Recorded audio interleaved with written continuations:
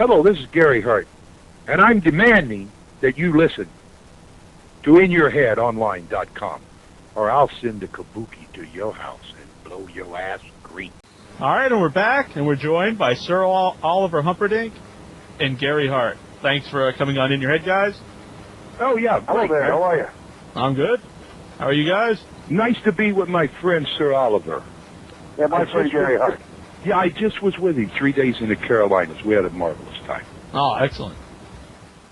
You guys, you got a DVD out, The Art of Managing. That's right, we do. It's available on Wrestling Classics and a couple other sites.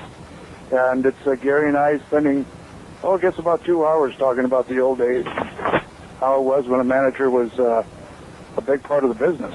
Yeah. Did you enjoy making the DVD?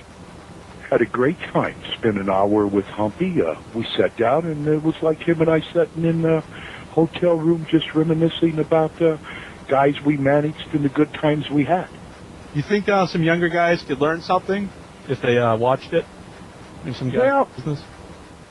It's hard to say. You know, today's attitude about wrestling is completely different than it was in the time that Humpy and I was involved. Hump and I were more or less guys that took young boys with potential and developed them into major attractions in wrestling. And I don't really see anyone doing that anymore. It was a more one-on-one personal relationship with a guy that you gained his trust, and he understood that if he would listen to you, that he had the best possible chance of making it, you know. So I don't think that they have managers such as Hump and I were. They have more or less people. They're more or less showpieces, you know. They're someone to pull a leg or do something. But Hump and I, we were your traditional managers. We were always scouting and looking for young guys to develop.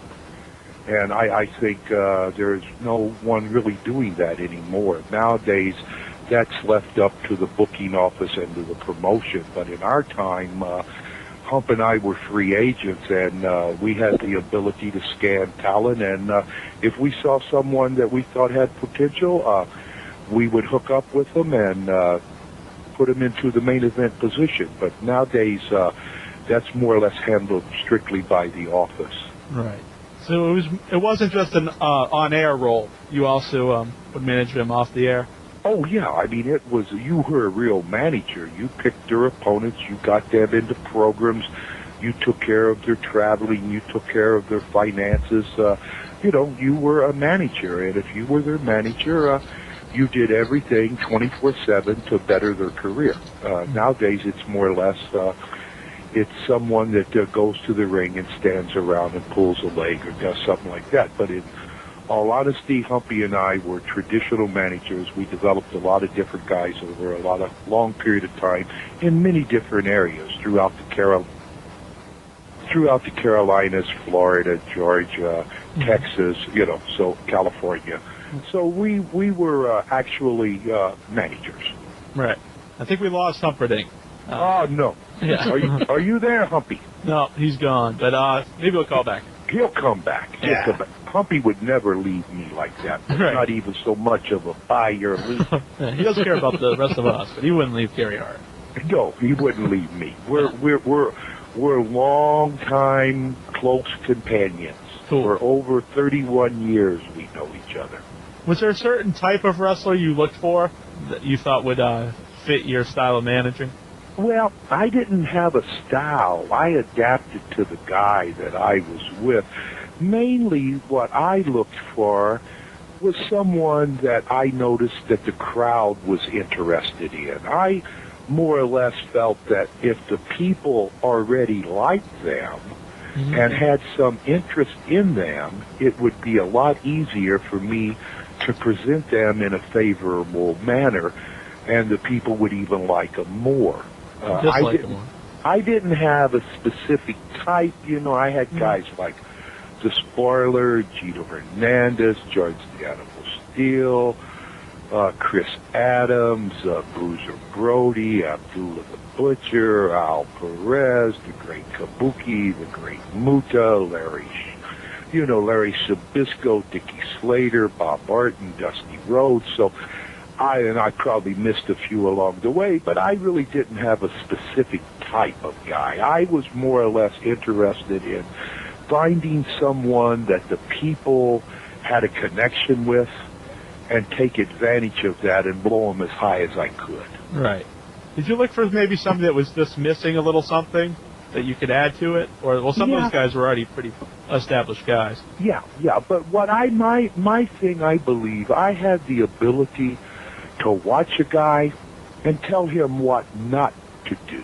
Mm-hmm. Not so much what to do, but things that he would do throughout his match that were detrimental to keeping him from getting over the way he should. I was very good at structuring a guy, getting rid of the bad things he did and focusing on all the positive things. Right. Mm-hmm. Some of those guys you mentioned were already pretty good promo guys, or some of the best promo guys, and some of the guys really didn't talk at all. Did you have to take that into consideration, maybe talk less for the guys who did promos themselves? Well, the way I handle it, and I believe Humperdinck did also, if a guy was capable of having a good interview, then you would let him speak, because you wanted to get his persona over. And if he could do that through his own interviews, you would allow him to do that. And then if a lot of guys were camera shy or weren't really that good at formulating a position and explaining what the match was about and why the match was coming out and why the people should see it, then I would handle that myself. But if I had someone that could speak for themselves, I was very happy to let them speak on the interviews. Right. Some of those guys, like an Abdullah the Butcher, Great Kabuki, those guys really didn't talk at all. Did you have to do more outside of the ring for those guys? Maybe like book their hotel rooms or their... Oh, no, I did that anyway. I mean, no matter who I was with. If you got to understand, when Hump and I were at the height of our business dealings, wrestlers were all free agents. There were multiple territories. I mean, there was New York, there was Kansas City, there was St. Louis, there was Florida, there was Georgia, there was Minneapolis, there was Oklahoma, there was 2 different booking offices in Texas, there was L.A., there was San Francisco, there was Portland, there was Vancouver, there was Montreal. So, you know, I mean, it was different then. There were a lot of promotions that needed talent, so that made people like Hump and I very effective to find guys that these promoters really didn't know how to develop. You know, just because you're a promoter doesn't mean you know how to develop talent. And Hump and I both, and other guys, had that ability to find a young guy or a guy that was marginal and present him in a different way and turn it around and make him a box office attraction. Mm-hmm. Do you watch much wrestling anymore? Oh, sure I do. Of course I do. I was in wrestling for 30 years, you know. Yeah. Of course I watch wrestling. Kind of hard to put down. Huh? Kind of hard to put down, isn't it? Oh, well, the thing is, I love wrestling. Wrestling gave me everything I ever had or ever wanted, you know. And I would be a hypocrite to say that I no longer like wrestling. I love wrestling, and I watch it every chance I get. Is there anybody that you watch on TV and in the back of your mind you start to think, I could do good things with him? Oh, of course you do. You know, I mean, sometimes I see guys that are being misused or abused, as I would call it, and I say to myself, it would be nice if I could be a little fly on the wall and say, come here and spend 5 minutes with me. I want to tell you who you are and what you are and how to take better care of you. You know? Mm-hmm. Yeah. Yeah, of course I do, of course. Are you surprised they still don't use managers more often in WWE especially? I really think that now that there's only one company, there's not that much young talent that is really getting developed. And I really feel that with writers that they have nowadays, they look at people like Hump and I as dinosaurs. You know, we were great for our time, but our time is over. And the thing is, you just can't make anyone a manager. Right. You have to have the ability to adapt to a guy's style. You have to have the ability to know who he has chemistry with, who he has his best matches with. You have to be able to get him in a mindset that he's worthy of being in the position that he's in. And nowadays, that's no longer an essential part of wrestling. They more or less have 10 to 12 guys that they feature. And so you really, a guy like Hump and I don't know if we would fit the wrestling mode today. Right. It has changed. The business has changed considerably. Mm-hmm. It's unfortunate because if you watch all the times recently that they've tried to use a manager, the fans have always got behind it. Well, like I said to you, I mean, you could take a guy like Ricky Flair, okay, just for an instant. Ricky was a great champion. He was a great performer. He represented the National Wrestling Alliance really, really well, and he built up a quality following. And Ricky is the type of guy that could have a lot of input to a young kid's career. Ricky has been in every situation you could be in. He would be someone that I would think that if he chose to do that, it wouldn't be that hard for him to find and develop young guys. And I believe anyone that Ricky walked to the ring with, the people would get behind immediately. One of the fortes that I had after so many years of developing and creating guys, if you walked to the ring with Playboy Gary Hart, the people accepted the fact that you were a main event wrestler, if you were or not. And Ricky could bring that to any company that he was with. Yeah. I'm just using Ricky as one, and I'm sure there are other guys. Michael Hayes, I believe, would have the ability to scout and develop talent. Yeah. But the thing is, what you have to understand is when you find someone, you have to mold them, and you have to convince them beyond a shadow of a doubt that their best chance at success is with you. And once you give them a little success that they've never had before, then, you know, they buy into you 100%. And then anything you want to tell them, any direction you want to send them, they have total trust in you, and they don't compromise anything. You know, if you tell them that's bad, then that's bad. If you tell them it's good, then they know it's good. What I'm trying to say is, to be a manager and a successful manager is a very, very difficult proposition. You have to have very many skills. I mean, you have to be able to look at a piece of talent and say, what do I have to do with him to make him sell tickets at the box office and make the people get behind him? You also have to be able to recognize the opponents that he wrestles that has real chemistry together, that have great matches together. You have to teach them that winning is not the only way to get over, and that losing isn't the kiss of death, you know? Mm-hmm. I mean, there's so many things you have to know, and only a long time being involved and seeing so many different things, then that allows you to be able to look and say, this will work and that won't work. We got a question here from our message board, our chat room, RE. He's wondering if there's anybody in particular in WWE that you see that you think could be a real big name if he had a manager. Maybe that's something he's missing. Well, I think a manager enhances guys in different ways. It gives you different. I would love to have a guy like Helmsley. I would love to have 15 minutes with him every night before he went on and let him know who he really is, because I think a lot of times he is so generous and so giving that he lays down for people he shouldn't lay down for.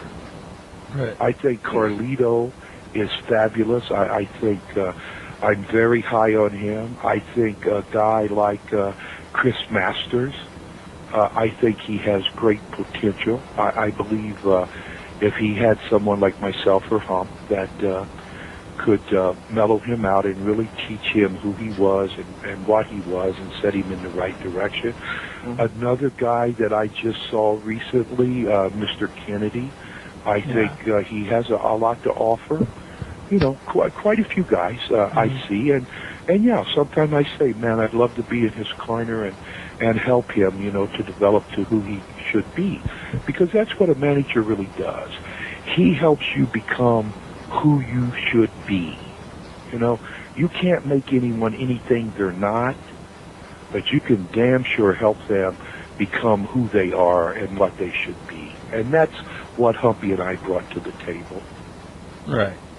Are there any guys that you managed that you didn't think would get it over as big as they did?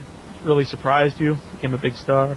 No, because I was very good. You only took the ones you wanted, right? Yeah, but I had some flops, you know what I'm saying? Right. I had a couple of flops, but no, I was never surprised when they became big names, because like I said, I had a good eye for talent. I'd been around a long time, and if I propositioned you to take you under my wing, I already knew that you had everything that you needed to make it. Now, sometimes attitude prevented that from happening, you know, but usually most guys, I had great success. I had a good track record with talent. Yeah. Who's like anybody that you picked out that you saw potential in the ring that ended up being somewhat of a wild card outside of it, that maybe it was a little more trouble than they were worth? Well, there was a guy from Minneapolis that Bruiser Brody wanted me to take under my wing to be one of Bruiser's opponents, because I was Bruiser's booker for so many years. His name was Nard the Barbarian. And he just really never clicked, you know what I mean? He just never, I don't know exactly what it was. He had all of the in-ring ability and the look and everything, but I think if anything that held him back, he didn't really have that burning desire to be as good as he could be. And if you want to be a big-time main event wrestler, it has to be 24/7, you know? I mean, right. You really have to want that more than anything else in life. And I think Nard didn't have that. There was another guy by the name of Jeep Swinson that I took a run with and flopped big time, just stunk the place out, you know. So yeah, I had a flop or two. He passed away a few years ago, I believe. Yeah, but 99% of the guys I was with not only became very big with me, and hopefully what they learned from me along the way, they carried that with them through the rest of their career. Guys like Bob Orton, guys like Dickie Slater, guys like, Bruiser Brody, Don Jardine the Spoiler, a lot of these guys who I found early and developed. Dusty Rhodes is another one of those guys. And hopefully some of the things that I instilled in them, the importance of hard work and determination and always trying to do the right thing for business, I think it helped them throughout their career. And they all had great careers with me, and then after me, they did extremely well, and I was always very proud of all of them. And I will say this, anytime I see any of them, I always get a big hug, and they're always happy to see me. There's never been any animosity or bitterness, and I've never heard any of them ever say anything derogatory about me. So, it makes you happy when you can help a guy get break through, and then he has a great career. Yeah, I'm always extremely happy when I see one of my boys doing well. Did you always work as a heel manager? Did you ever work as a babyface? No, I did. I did on occasion. If Jimmy Cornette was in the area, I would lay back and be the fan favorite. Or Jimmy Dillon was in the area that I was at, I would lay back and be the fan favorite. If Skander Akbar was in the area, I had no problems with laying back and being a fan favorite, because what I would do in instances like that, I would use it to my own benefit, because when I would be in a personal issue or a program with another manager, and I was the fan favorite and the guy I was wrestling, and they would be cheering us, and then when I would be in a situation where I wasn't the fan favorite, I'd be with a Von Erich or a Bruiser Brody or a Dusty or a Jimmy Valiant or something like that, I would use that to my benefit and tell the people that they were hypocrites because it was okay for me to do this and this and this to Jimmy Cornette's guy or Jimmy Dillon's guy or Skander's guy or Paul Jones's guy, but when I do it to someone they like, they change their mind and start to boo me, and I would call them a bunch of hypocrites, and it was good for me, and I never felt bad about laying back if there was money to be made. I thought it was good for business. Right. You got a question from the message board, Incher? EC Punk, he wants to know what was your fondest memories of the great Muta. Oh, I adored the great Muta. Him and I, we had a great run together. It ended up in a bad way, which I talk about extensively in the book, and we left on not the best of terms. But I had a great time with him. I'm very proud of him. He took to the great Muta gimmick like a fish does to water, and he became a national and international star, and I'm very proud of all of his accomplishments. Yes, I did have some problems by the end, but that was not with him and I. It was with the office itself, and he chose to stick with the office rather than to stick with me, and that's fine, I didn't own him, I was just his manager, but I had nothing but great times with him, and I can't say anything derogatory about him, he was wonderful, and I made a tremendous amount of money and got a lot of great exposure off of TBS with him. Whose idea was it to say that he was related to the Great Kabuki? Who do you think? I'm assuming it's yours. Well, if I developed and created the Great Kabuki, it's a pretty good idea that when I started developing the Muta, that I had something in my mind that would tie into the Great Kabuki. No, of course that was me. That's what a manager did. Right. A manager took care of you. He built your persona. He made your interviews. He figured your finishes. He told you who your opponent was going to be. A manager was more important than a booker. I was a booker, I was a manager, I was a TV producer. But I had more power as a manager than I ever had as a booker, because I could say no for personal reasons. When I was a booker, I could not say no for personal reasons because I had to do what was right for business. You understand? Right. Okay. One of our fans, the Stash, he wants to know if you ever feared for your life when Funk would go off into the crowds. When what? When Terry Funk would go into the crowds. Well, I grew up in Halsted Street in Chicago in the inner city. In my early days, I was a street kid, so I wasn't very easily scared. Right. I grew up in Cape Cod, so... Well, hey, there's some bad people in Cape Cod, man. I tell you, there's some vicious gangs in Cape Cod, man.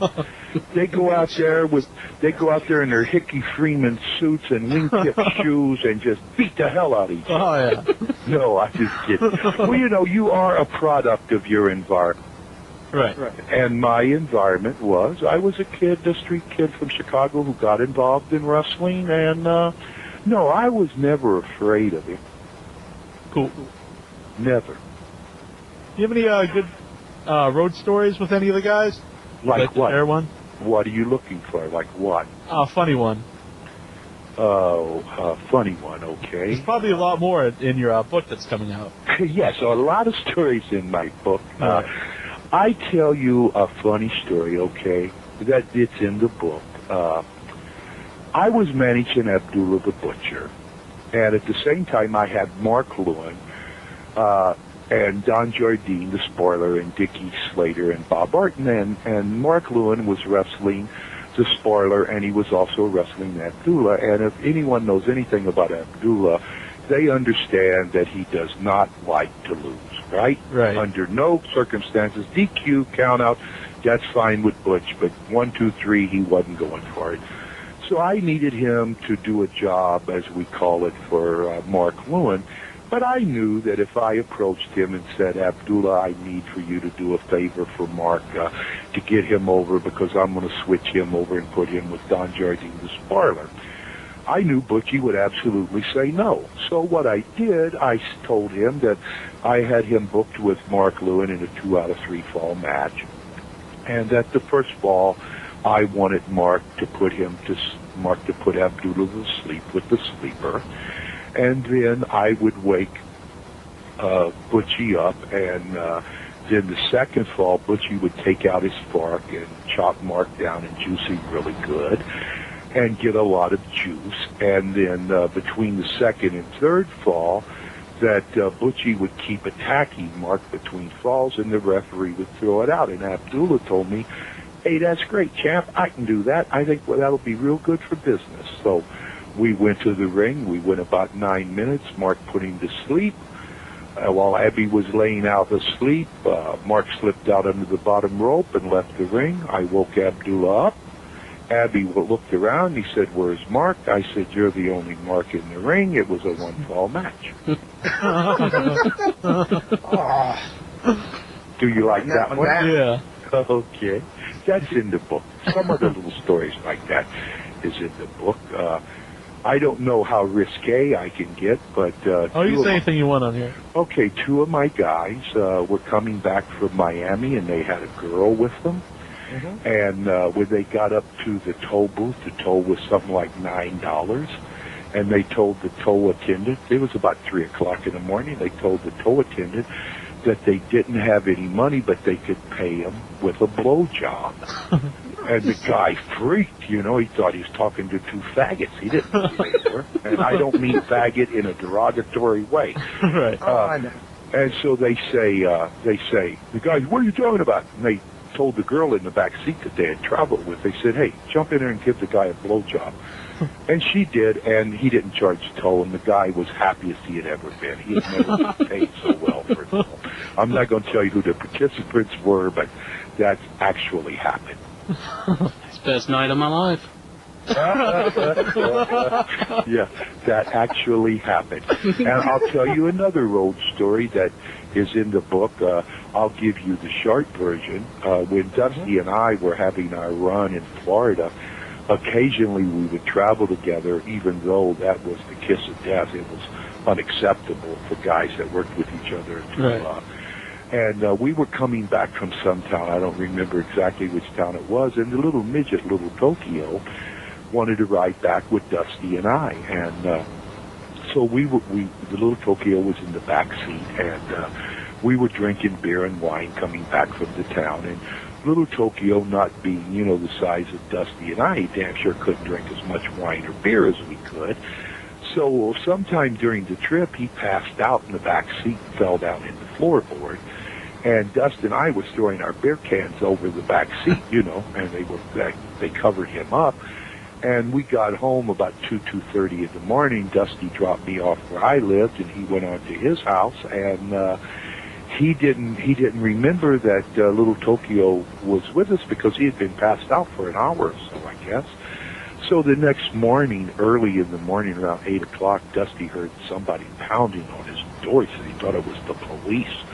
And when he opened the door, there was little Tokyo standing there, all sweaty and messed up, screaming and cussing at Dusty in Japanese and American broken English, telling Dusty that he was no good, that he left him in the back of the car. Dusty and I died laughing about that for years. That's what. Is that the kind of stories you're looking for? Oh, yeah. Okay, yeah. We could listen to these all night. The book is My Life in Wrestling. Yes, with a little help from my friends. And that comes out next year? It comes out in January, sometime in January, and it chronicles my career from 1960 to 1990, the guys that I managed, the people that I was really close to, like Angelo Papo. And I talk about Randy Macho Man Savage and his brother Lanny when they were little boys and they used to travel to the towns with their dad. And I talk a great deal about my dear friend George the Animal Steele. I started him as the student and he went on to great success. I speak a lot about the Spoiler and Curtis Iakea and Mark Lewin and the Briscoe brothers, Ricky Flair, of course, the Von Erich boys, and Bruiser Brody, and the tragedies that we suffered, you know, and how their deaths and suicides affected my life and those around us. So it chronicles my career. It talks about the years with Kabuki and the Carolinas and Atlanta. It talks about my last run with the great Muta and Al Perez in Atlanta and the Carolinas. So it covers 30 years, you know, so I had a lot to say. Yeah. I hope it's interesting. Those that are doing the book with me feel that it's very, very interesting and insightful, and I hope they're right, and I hope the people that have a chance to look at it will get a really good idea who Gary Hart was and what Gary Hart was all about. Cool. That's being put out by Scott Teal, I believe. I think it's him. Phil and I we worked on it for 3.5 months, 2.5, 3 hours a day, 5 days a week. So I'm very proud of what Phil put together. I think he really, really chronicled my career and really gives the reader an insight of who I was and how I conducted myself and my values and the people that I surrounded myself with. I talk about my years that I spent in Australia, you know. So, I mean, it's when you got a 30-year career, there's a lot to say. Mm-hmm. Yeah, any more questions here from the message board, Barbie? Hambone, he wants to know, was being taller than most of the wrestlers you manage, did that ever present a problem? No, because I never stood right directly beside them. And when I did, I always positioned them on TV a little bit in front of me, and I would stand back into the side. So it never was a visual saying that, God, the manager's bigger than the wrestler. Right. Mm-hmm. No, that I knew that could have been a problem, and I developed different ways to handle that. Yeah. You think that's something they don't do too much anymore? Like guys like Big Show, they really have him wrestle bigger guys almost all the time. I tell you, some of the most interesting matches I've had a chance to see the Big Show in is with Rey Mysterio. I love that. I know a lot of people are against that, and they say, you know, it's not reasonable, but to me, I love it. I think it's very, very entertaining. Mm-hmm. Yeah, I think it's always better when instead of two big guys wrestling each other, it's a smaller guy. He's got the underdog versus the... Yeah, you know, get the people on the side of the underdog. That's what wrestling is, you know. Pick a side. That's what it's all about. And if you're really good at making them pick, you know, then you're going to have a lot of success. Yeah, and then the big guy gets to look bigger. Mm-hmm. If you have two big guys, they just look like two guys in there. Yeah, but when you're the giant, I mean, ain't too many people. No. You know, good things besides you. Yeah. But, I mean, and he's tremendous for a guy his size and his agility, you know, and his in-ring performance, I think, is really, really says a lot about a guy that big, that is that capable. I'm very high on him. I think he's really a great attraction. Yeah. I like him a lot. Don't know him, never met him. But, you know, from watching him, I feel that he's a real credit to wrestling. Yeah. You have another question? Wacko Bob, he wants to know what it was like managing One Man Gang. Oh, One Man Gang was one of my favorite creations. He had been with Sir Oliver Humperdinck for many years, and he had long hair and a long beard, and he wore like a T-shirt and like Levite pants with a rope tied around it. And he had finished up in Florida, and Oliver called and said, Gary, we've talked off and on about your interest in the one-man gang. He said, but we're going to do a haircut match. He said, would that affect you using him? And I said, well, if you don't shave him bald, it'll be okay. So when the one-man gang came to me, I was a big fan of Creedence Clearwater Revival. And I did not particularly like the name the one-man gang.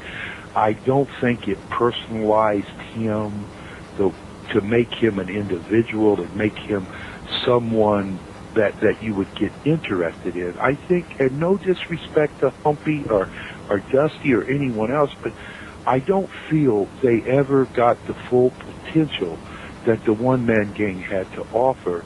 And like I said, my forte was developing and creating guys.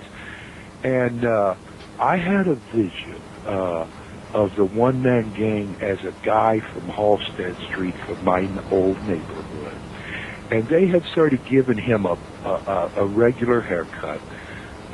So when he came to me, I asked him if he would shave the sides of his head and tattoo a skull on each side, which is a lot to ask a guy to sit in a chair while a tattoo artist put skulls on both sides of your head. And I asked him, I wanted him to wear regular long tights with a singlet top. I had him to put Halstead Street down one leg, and I put Moon on the other, and then on the back of his jacket, which was a Levi jacket cut off at the sleeves, I had put the Halstead Street Warrior. And because I was such a big fan for Creedence, and one of the favorite songs of Creedence was Bad Moon Rising. Matter of fact, that was the song I was listening to the night I went into Tampa Bay and crashed in the airplane. So that was always one of my favorite songs. And it had a driving heartbeat. It talked about destruction. It talked about, coming evil and just every bad scenario that you could think of that song encompassed. And to personalize him a little more, I nicknamed him Moon, and he nicknamed me Slick. And we did great business together. He was one of the greatest, sweetest guys I was ever with. And he used to say to me, Gary, the best time I ever had in wrestling when I was with you, because you made it so easy. All I ever had to do was go to the ring and have the best match I could have. And yeah, I had a great time with him, and he's still a dear friend of mine to this day, as most of the guys that I was with are. Yeah. He was always one of my favorite guys. I always liked the good big men guy. He was one of the best big men that I ever saw in 30 years of wrestling, and was able to adapt his style to anyone that he wrestled. I mean, he was an extremely good in-ring performer. Is there any one gimmick that you came up for a guy that you liked the best? Well, that's hard to say. I just told you how much I liked the one-man gang. The Spoiler was one of my earliest creations, which I thought probably to this day it'd be hard to top that. Don Jardine as the Spoiler was 6'4", 290, could walk the ropes, could nip up, could drop kick, could head scissor. And him and I were together for many years. We traveled through Australia and Texas and the mid-South. It would be hard for someone to top that, but then you look at the Kabuki, and then you look at the Bruiser Brody, then you look at King Kong Bundy, then, and then you look at the great Muta, and you look at a guy like Al Perez, who was a natural babyface that by being with me, he became a heel. So it's hard to say. It's like saying which one of your kids you like the best. Mm-hmm. I think, that was probably one of the most underrated guys ever, I think, is Al Perez. Oh, Al Perez was great, but if there was any knock on Al was not 100% dedicated to wrestling. He had other interests, and he wasn't someone that would put up with a lot of shit to get the golden ring. Al, if it didn't come easy, Al wasn't interested. Like I said, I don't believe he had that burning desire to be the best of the best. He knew he was good, and he knew that he was valuable. But as far as someone that would dedicate 24 hours a day to it, no, he wasn't that way. Right. Somebody here in our chat room wants to know what you thought when the one-man gang turned into Akeem. Oh, I was very happy for him, I was very happy for him because I realized that he was in a great position to make a lot of money. If someone gives you a gimmick like Vince gave him, they do it because they're interested in you, and if you follow their lead and you do what they ask, you're going to make a lot of money, which he did. So I was very happy for him. I never felt, betrayed because he dropped what I gave him and took something else up because he dropped what Humpy and him were doing for me. So no, not at all. I would be an ass to not be very happy for him to do as well as he did. And I will say this, though, once he left New York, he went back to the one-man gang. So that told me that he was very happy with what I had helped him create. So yeah. He was a winner all around. I'm not a guy that really got into the, you have to do it my way. I would hope you would, but if you had another way to go, that was up to you. And I allowed that with all my boys, Mm-hmm. Are you going to be at the Capital Legends FanFest in August? Where is that? Where is that at? It's in August. I'm not sure where it is. I think it's in Maryland. Yeah, I was in the Carolinas for 3 days with my son Chad at Sir Oliver Wrestling, and Greg Price approached Hump and I and asked, and I said, of course, I've done 2 for Greg. He's a really good guy. He works really hard on these events, and he brings in the very best talent to the area where they were known. I mean, he brings people that the fans of that area really have a relationship. I know the last one in Charlotte right around Thanksgiving, he brought Bret Hart.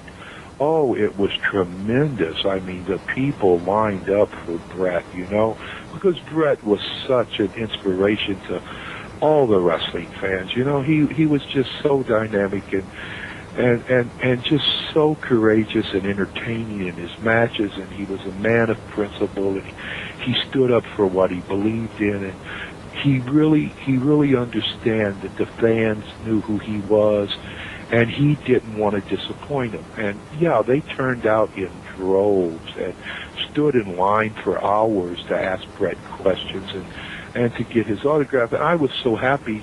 I had never met Bret. In all our careers, we had never come across each other, but him and I having the same name. Right. And, no relation, though. Yeah, no relation, no. But we all had the same name, and Bret had some real, personal tragedies with his dad, his mom, and Owen, and he fell off the motorbike and had a stroke, and fell off the motorbike. And wrestling is a very tight-knit group of guys. If you're a main eventer, that's a very select club. And when it happened to Bret, even though we didn't know him, personally, we knew him and we knew of him and we knew his family. And he went through a lot of tragedy and he overcame it. And I was very happy to see the way he was received there. And I'm sure if he is one of the guys in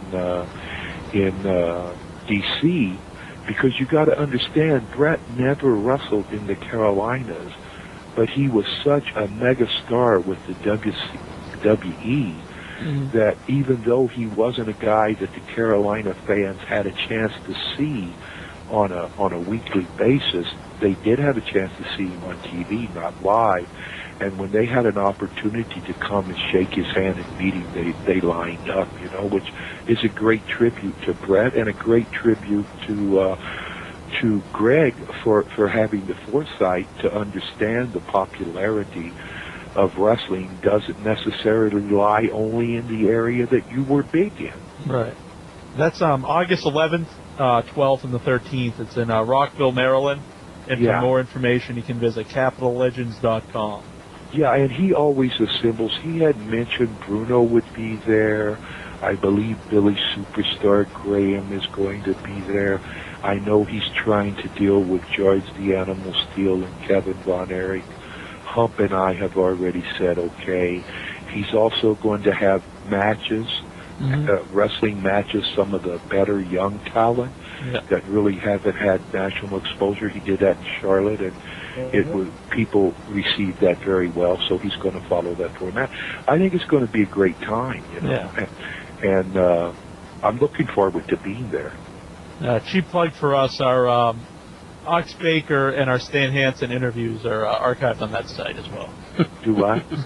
I was giving out a cheap plug. Yeah. I love Ox Baker. I talk about him in my book about an incident with him and Fritz Von Erich that I think you guys will find very interesting. Ox is terrific. I adore Ox. Is he on today? We had him on. I think it's probably like our most popular show. Oh, God, I love him. Isn't he a sight, man? Yeah, it was great. At the time, I was having computer problems, and he gave me a hard time about it. Yeah, he drew me a lot of money in Texas. He really did fabulous things here for me. Really, really great guy. Mm-hmm. You have any other questions there, Barbie? From the message board? Wacko Bob, he wants to know what it was like in the NWA from 88 to 89 when the changeover happened from Crockett to Turner. Where do you guys get these names, man? You sound like these are wrestlers that are calling not fans. My goodness. Wacko Bob. I wish I'd have came up with that, man. That's what I would have called the Ultimate Warrior. Rather than Dingo Warrior, I'd have called him Wacko Bob. I love the Dingo. He's a good buddy of mine. I can't say no bad about him, but I know when I say something like that, everybody's going to giggle, you know? Trying to be entertaining. Now, what was the question that Wacko Bob asked? He blew me away with that name. Oh, he wanted to know what it was like in NWA from the 88 to 89. When Jimmy sold? Yeah. It was a complete clusterfuck from my point of view, which I really detail in the book. They had the most incompetent booking staff and general manager and television producer of any organization that I was ever involved with. I mean, it was just a complete clusterfuck. And I think the only thing that gave it any longevity at all was Ricky Flair and Terry Funk and the great Muta. And we did tremendous business. The Road Warriors were there at the time. Lex Luger was there at the time. But at that time, everyone was positioning themselves for contracts and contracts extensions. And no one was willing to do anything for anyone in fear of diminishing their ability to draw money. So if you weren't involved with someone like Ricky and Terry and I, who were buddy-buddy, we did what was right for the town and what was right for business. The Sting was a total asshole at that time while he was wrestling the great Muta.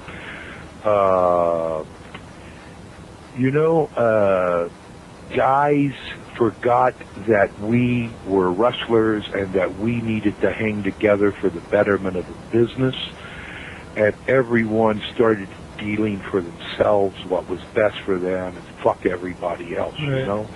And it got to a point that I was no longer interested in being a part of that company or organization, so I ended up getting fired or I left. It's hard to who you talk to, you know. Right. When you get fired, you always say, I quit. And when you say you quit, they always say you fired you. But for sure, it was to the point that no one objected to me leaving. Right. It was no longer fun. No, it was no longer fun. It was it was a period in wrestling. Like I said, I started in wrestling in 1960, and wrestling was a camaraderie of wrestlers. Guys knew their place, they knew their role. They knew they were underneath guys, but they knew they were important and necessary to get other people over. Right. There were middle-of-the-card guys who realized that they could win and lose and help get people ready for the main event. And then there was your upper tier of main event wrestlers. We all understood our role, and we understood that the guy on the first match that was getting the guy over was just as important as a guy in the middle of the card that would, take 20 minutes, 30 minutes on the card. I mean, we understood everyone had their role, and all of us were equally important. And then once Atlanta took over, that camaraderie died. People were looked at as jabronis. People were looked at as job men. People were looked at as up and down guys.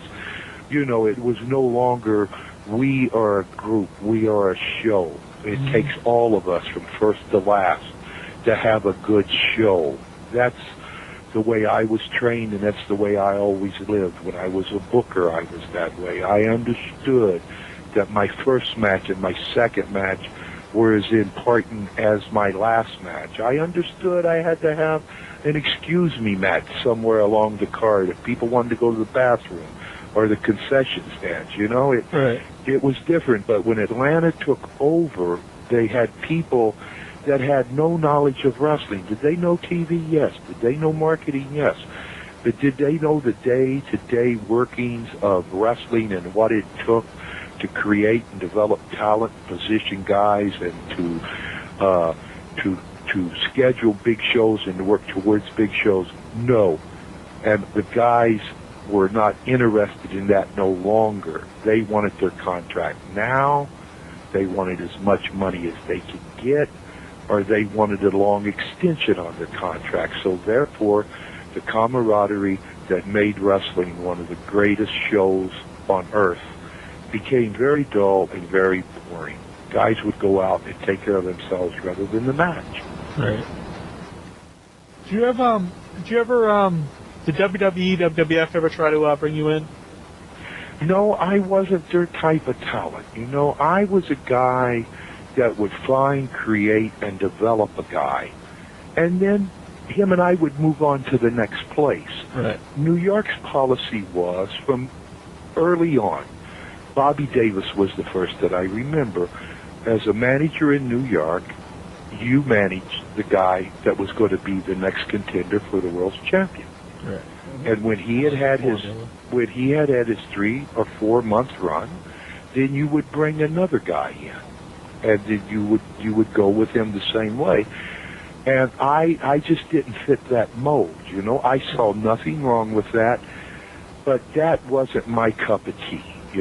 That just wasn't my cup of tea. My cup of tea was find them, develop them, go with them somewhere, or send them off on their own and find another guy. That was my way, and that's just how I did things, and I didn't fit the New York mold. Well, we had you about an hour here, so is there anything you want to tell your fans before we let you go?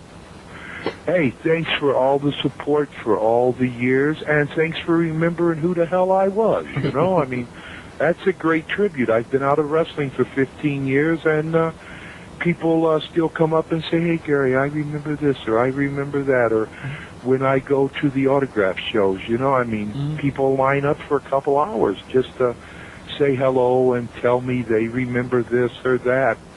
So, thanks. That's all I can say. What more can I say? Just thank you from the bottom of my heart. Buy my book. It was a real honor having you on. Hey, well, thank you. You're very kind. And we'd like to have you back maybe after the book comes out and after we read it. Anytime. You got my number. Give me a day or two advance notice, and then call me the day of so I don't forget. This is Jim Cornette. You're listening to InYourHeadOnline.com, and you made the right choice.